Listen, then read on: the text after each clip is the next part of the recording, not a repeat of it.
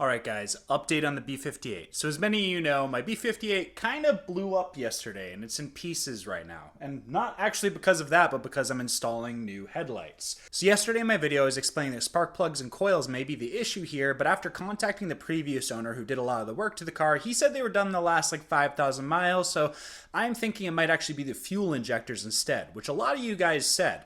That being said, I'm first looking into the tune and I need to flash a revised map on here, but before doing that, I found a really helpful tip that Curran417 shared on how to test if your injectors are stuck open to see if I'm, cooked or not. Since my car drove home pretty safely and it didn't have any issues or throw any codes on the way home, I think it's fine to let it idle for a couple minutes, and that's all we really have to do. Basically, we're just going to warm it up to temp and then shut it off and then see if the fuel rail pressure drops over time. And if it does, then one of the injectors is probably stuck open. This isn't exactly the welcoming experience I expected from the B58, and I'm finding myself using this bumper magnet a little bit too often now. Now, it is just a little bit past midnight, so to my neighbors who are about to have to hear this, I do apologize in advance.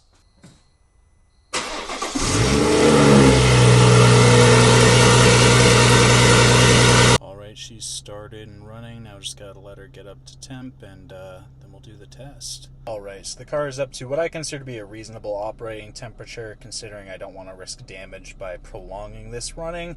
So I'm going to start a manual log and shut it off and see if there's any anomalies that appear there during shutoff, and then just monitor that rail pressure mean and see if it drops at all. It should naturally rise by a couple of points, but if it drops within the next like 5-10 minutes, then I probably have a leaky injector.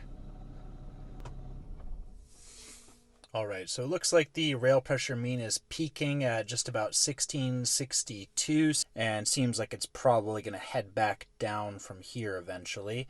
It's been just about 13 minutes since I shut the car off now, and the rail pressure mean has dropped to about 1605. I don't know if that's reason for alarm or not, but let me know what you think.